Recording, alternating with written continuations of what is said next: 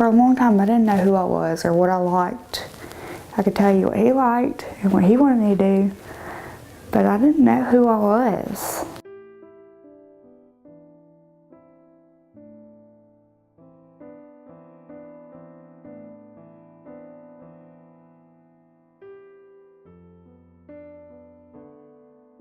I didn't know a lot about her. I had only seen her 2 or 3 times.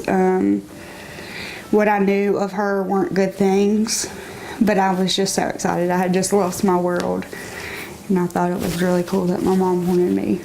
Come to find out, she knew I would get a check for my dad being gone, so it didn't go as planned.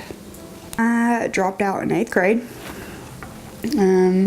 My mom, after I moved in with her, I started smoking crack with her. And then she would give me pills to get me to come down. And she would let her husband do things to me. And then I met my husband when I was 15. And I thought he was kind of like my saving grace. He was the drug dealer when I met him. So that was convenient.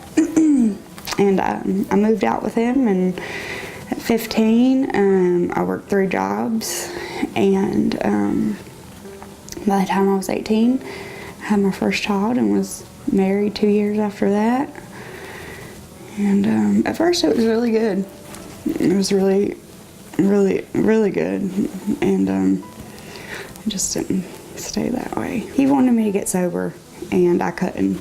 And for a while he thought I was, and I wanted to be, and I tried really hard to, but I think that he thought that if I got better, or if I got jobs, or if I did things, that I would leave him, so he would control me to a point of, and at first I saw kind of flags, but considering where I come from, I didn't want to go back there. So, you know, I did what he said so he didn't get upset. And as long as I did what he said, it was okay. He was like very charming. He had his stuff together. He had a car, you know, he had drugs. And he was like, I've always been attracted to wise people, older people. I guess because I did miss that.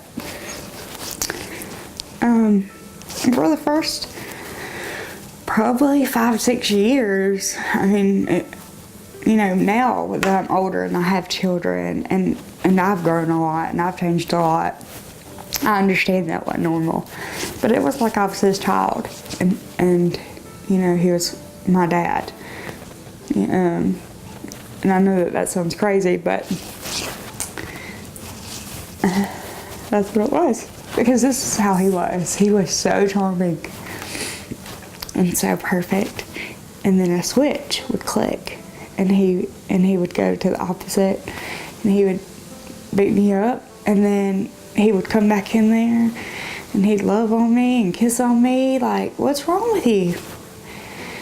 And I started to think that I was like crazy, that it was me, that I was provoking him, because he would tell me, if you just do what I tell you to do, or if you just listen, this wouldn't happen, you know?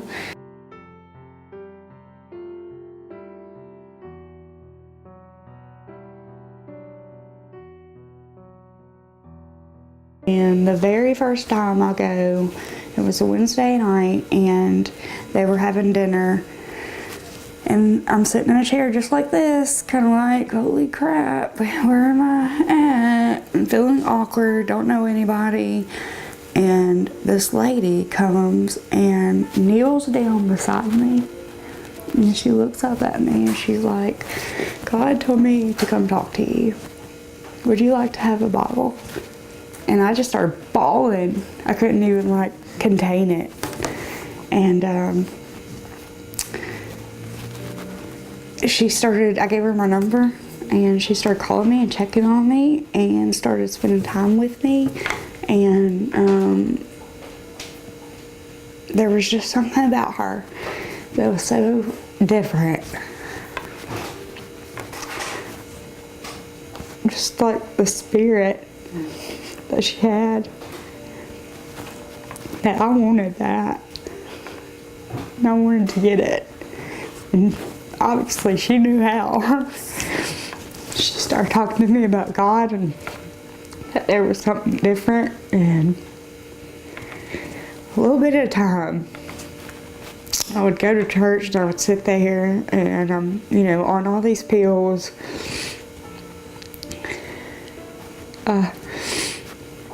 And it was like he was talking to me like you can't have both. You didn't have to choose what side you want to be on. And I walked out. I put my stuff in my car. I had no idea where I was going to go, what I was going to do. But I knew that whatever it was going to be big because God had me. And I wasn't scared at that point. My courage outweighed my fear. And what's weird is that now we have a great relationship. He picks the kids up on time, he sees them, he's cleaned up, he went to counseling and got on meds, and he tried for a long time to get me to come back. But I had, I'm all in or I'm all out. I don't have a middle. And so that was that. And then I met somebody else, and he showed me something that I had never experienced before, and the love that he had for God, and willing to, pray with me and teach my kids about God, and it didn't matter if he had anything at all. That was priceless to me.